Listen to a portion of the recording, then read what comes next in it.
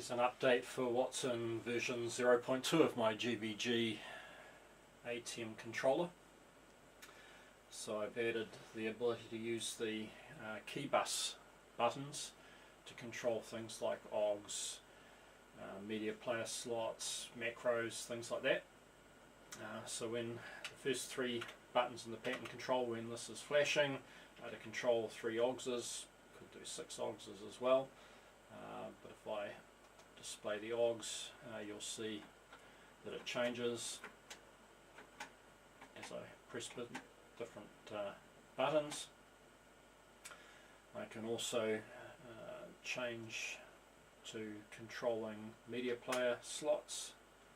So if we go and view the media player, I can change the slot there, and if I hold the edit enable, which will be the shift key, just for a couple of seconds till it flashes, then it moves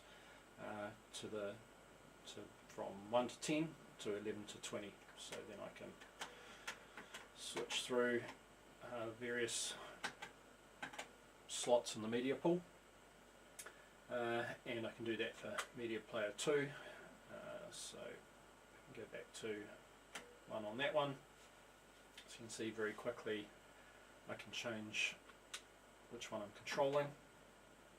For the media players, back to 2, turn off shift, and go back to my logo on media player 2. And if one of the media players is live, that switching happens live, so quite good when you want to do live slide switching, for example.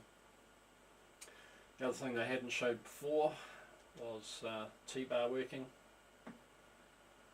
At the moment it's going every second graduation in the range, because some of the pots, the analog value varies each time you read it.